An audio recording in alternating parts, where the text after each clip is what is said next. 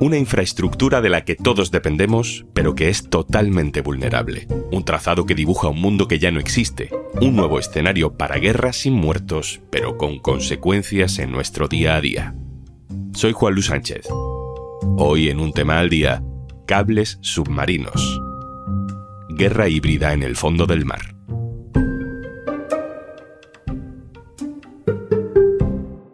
Una cosa antes de empezar. ¿Tienes una empresa entre 50 y menos de 250 empleados? El programa Kit Digital acaba de lanzar una convocatoria con bonos digitales de hasta 29.000 euros. Te cuento más al final del episodio.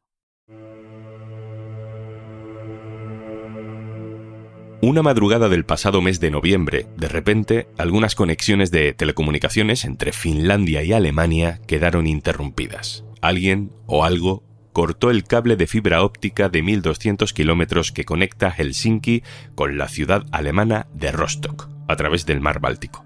Por las mismas fechas, otro cable que va de Lituania a Suecia, también en el mar Báltico, quedó completamente inoperativo. Desde el principio, las autoridades de los países afectados hablaron de sabotaje. Tenían algunas pistas para hacerlo, porque no era la primera vez que pasaba. Un año antes, en octubre de 2023, otro cable, esta vez entre Estonia y Suecia, también resultó dañado en alta mar. En el mundo hay más de 550 cables submarinos de fibra óptica. Esto es más de 1.300.000 kilómetros de cable. En un mundo lleno de wifi, a lo mejor pensamos que los cables ya no son necesarios. Todo lo contrario. Casi todo lo que hacemos con Internet, en el ocio, en el trabajo, acaba dependiendo de un cable. Y esas autopistas invisibles de mercancías digitales dibujan un mapa político, económico, militar, diplomático. Un mapa que puede empezar a cambiar. Carlos del Castillo, hola. Hola.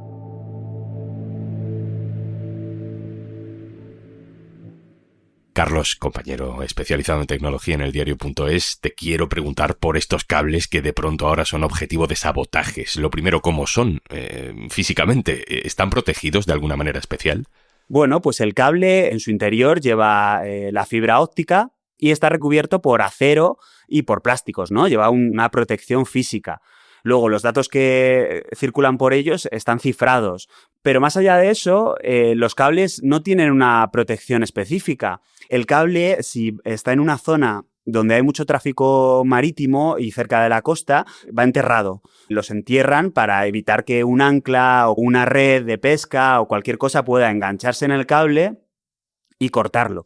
Pero cuando ya sale de lo que es un poco la plataforma continental o directamente no está en una zona de tráfico marítimo, va sobre el lecho marino, está apoyado. Están marcados en las cartas náuticas y es cierto que los barcos no pueden pararse encima de un cable. Está prohibido, ¿no? Porque es una infraestructura crítica. El problema es que tú, para detectar eso, es necesario que ese barco que se va a parar encima del cable lleve la baliza activada. Para un barco, colocarse encima del cable es tan fácil como desactivar su baliza y ir a la ubicación de un cable. Hay que tener en cuenta que son infraestructuras que miden miles de kilómetros. Es prácticamente imposible establecer una vigilancia continua de toda esa extensión. Entonces, cortarlo puede hacerse simplemente con que un barco suelte el ancla y pase por encima de él, ¿no? Y así es como, por ejemplo, las autoridades de Finlandia, Suecia y Alemania sospechan que es como se cortaron los cables que recientemente se sabotearon en el mar Báltico, por ejemplo. ¿A quién pertenecen estos cables? ¿Son infraestructuras públicas? ¿Son de propiedad privada? En su mayoría son infraestructuras privadas, que en su primera etapa tendieron las empresas de telecomunicaciones y ahora está habiendo mucha presencia también de los gigantes digitales. Por ejemplo, Google y Meta han tendido cables submarinos en los últimos años directos a España. Uno que entra por Santander, otro que entra por Bilbao, que es de Google, también por Portugal.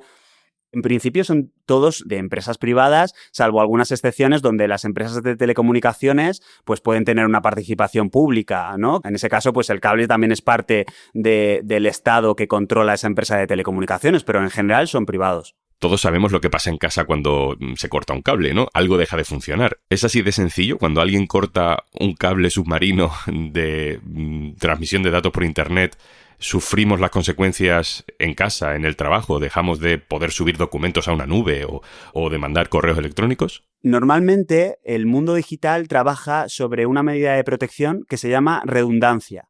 Esto es que no dependas de una sola infraestructura, en este caso de un solo cable, para tener los servicios, porque sabemos que en cualquier momento cualquier cosa puede fallar y es una medida para que no se te caiga todo Internet porque se corte un solo cable. De todas formas, siempre depende un poco de la situación geográfica y de la importancia de la información que lleve ese cable, ¿no? Por ejemplo, en los recientes cortes de cables en el Mar Báltico, Finlandia sí que perdió algunos servicios y Lituania durante algunas horas. Son cosas poco problemáticas porque a lo mejor es simplemente que el servicio digital al que intentas acceder no puede asumir tanta carga y entonces hay algunos usuarios que no pueden enviar emails o no pueden acceder a Netflix o no tienen determinados servicios.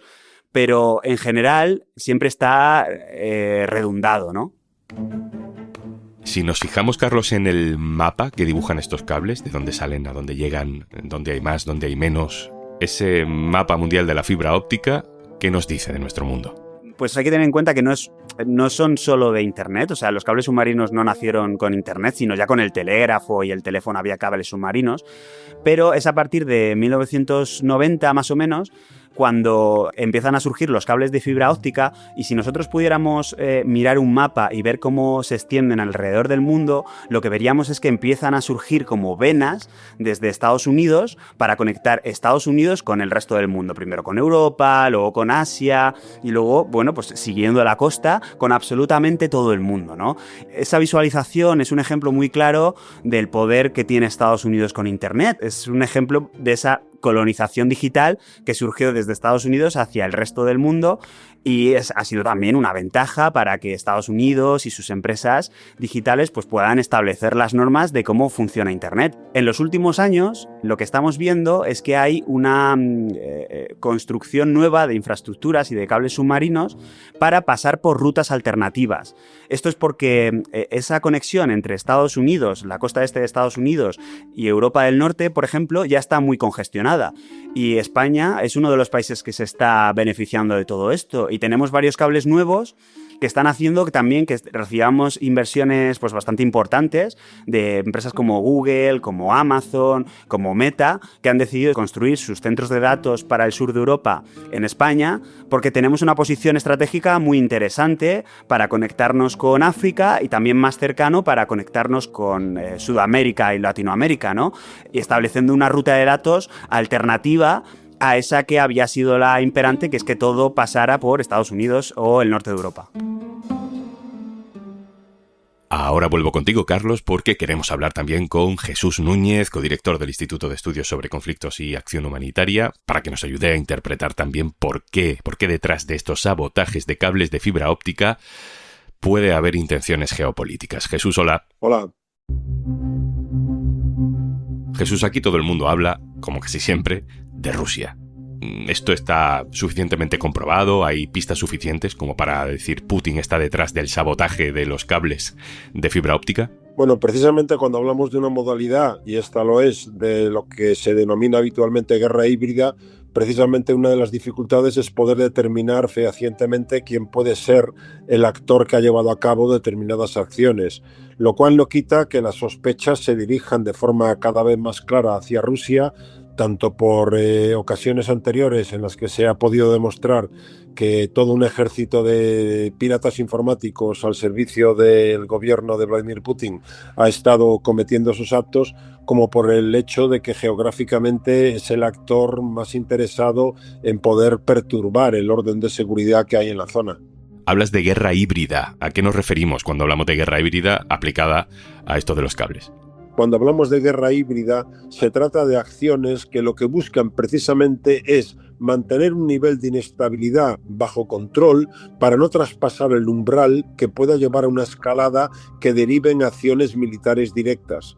Y por lo tanto cabe imaginar que si Rusia está detrás de estas acciones, busque precisamente eso, seguir afectando a la seguridad de los países que están viendo cortadas esas comunicaciones, esos cables, pero pretendiendo que eso nunca termine por provocar una respuesta directa, una respuesta militar contra intereses rusos. Evidentemente, al jugar con fuego, puede ocurrir que en un momento determinado ese proceso escape a su control y que alguien acabe decidiendo, en un gesto de voluntad política, el dar un golpe sobre la mesa y el responder ya en términos no solamente de condena, no solamente de crítica, de denuncia de la violación del derecho internacional, sino que se decida a traspasar el umbral y entre ya en el campo de una confrontación convencional que implique también medios militares. De momento eso no se ha producido, pero en ningún caso cabe descartarlo.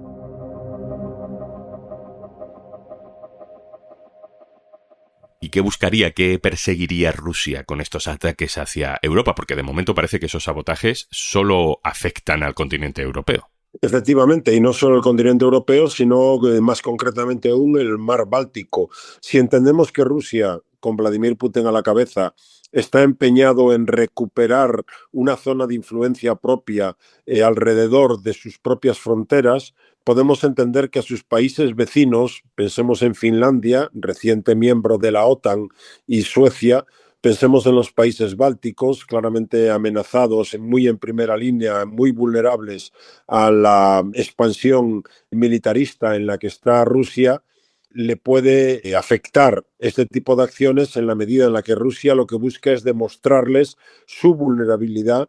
Se trata de cuestionar esa supuesta propiedad, entre comillas, de la OTAN, de lo que ellos consideran aguas que resultan vitales también para sus intereses y que, por lo tanto, muestran la capacidad que tiene, la capacidad técnica, utilizando eso que se ha ido llamando la flota en la sombra, buques antiguos de difícil identificación en cuanto a su propiedad y a su procedencia, que pueden llevar a cabo una acción en la que resulta difícil asignar una responsabilidad directa a Rusia, pero que nos muestra probablemente su voluntad de afectar a la seguridad económica de estos países, a la seguridad de sus telecomunicaciones, en una escalada que puede ir derivando todavía acciones más directamente contra sus intereses para intentar disuadirles de ese alineamiento occidental, tanto en el marco de la Unión Europea como de la OTAN, y al revés, intentar que de ese modo acaben aceptando de forma más abierta la influencia de Rusia en toda la región. Jesús Núñez, muchas gracias. A vosotros, hasta la próxima. Carlos del Castillo, vuelvo contigo para terminar. ¿Qué consecuencias crees tú que puede tener esta guerra híbrida, como nos decía Jesús, con los cables de fibra óptica como escenario de batalla? ¿Cómo puede afectar eso al Internet que usamos, al Internet que conocemos a día de hoy? Bueno, pues va a haber una pérdida de confianza en cómo ha funcionado el Internet hasta ahora mismo, ¿no? Que es, pues eso, con una dependencia muy grande de que los datos pasen por Estados Unidos. Esto en Europa ha provocado, por ejemplo, resoluciones judiciales de muy alto nivel en el que el Tribunal de Justicia de la Unión Europea ha tumbado varias veces los acuerdos por los que los datos de los europeos viajaban a Estados Unidos, pues a través de Facebook, a través de Google, porque allí perdían protecciones, ¿no? Pero es algo que siempre termina como imponiéndose Estados Unidos como eje central y Silicon Valley dentro de Estados Unidos como gran núcleo de la información digital. Bueno, pues para ese modelo los cables submarinos son vitales porque Estados Unidos está rodeado por océanos. Si los cables submarinos empiezan a ser saboteados y son una infraestructura que pierde importancia en el tráfico de datos mundial, pues está claro que ese posicionamiento de Estados Unidos como gran potencia digital pues queda en cuestión, ¿no?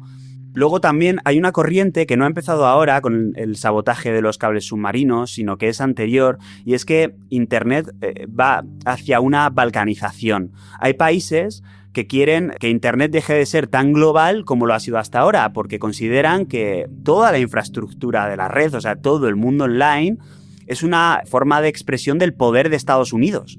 Y me estoy refiriendo a Rusia y China.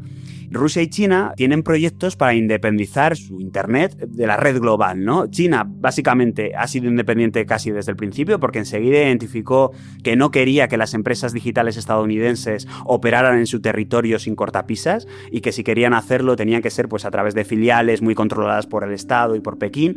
Y ahora mismo Rusia, que en un principio sí que tuvo muchísima más interconexión, también está separando su Internet. Y la alianza de estos dos países está provocando que pues, otros países, otros estados vean con muy buenos ojos esta idea. ¿Por qué? Porque retoman una soberanía, pero estamos hablando sobre todo de estados autoritarios, retoman una soberanía sobre todo lo que circula por Internet y ganan la capacidad de en un momento dado, no, yo esto lo corto y dentro de mi red nacional impongo las reglas que quiero. Y la motivación que hay detrás de ello es, bueno, pues un control mucho más férreo de la libertad de expresión, de qué tipo de empresas operan en su territorio, de los contenidos que circulan por las redes, de con quién se conecta su ciudadanía y con quién no, en fin, toda una serie de fines geopolíticos. Carlos del Castillo, compañero, muchísimas gracias. Gracias a vosotros. Y antes de marcharnos... Si eres propietario de una mediana empresa, el bono de Kit Digital te permite acceder a un catálogo de soluciones digitales con las que podrás mejorar la gestión de procesos, fortalecer tu presencia online o empezar a usar herramientas con inteligencia artificial. Empieza hoy mismo el cambio que tu empresa necesita. Infórmate en el 900-909-001 o en acelerapyme.es. Únete al cambio digital. Kit Digital es una iniciativa gestionada por Red.es. Colabora Cámara de Comercio de España, financiado por la Unión Europea. Next Generation, Plan de Recuperación, Gobierno de España. Esto es Un Tema al Día, el podcast del diario.es. Si te gusta lo que hacemos, necesitamos tu apoyo. Hazte socio, hazte socia del diario.es en el diario.es/socio. El podcast lo producen Carmen Ibáñez, Marcos García Santonja e Izaskun Pérez. El montaje es de Pedro Nogales. Yo soy Juan Luis Sánchez. Mañana, otro tema.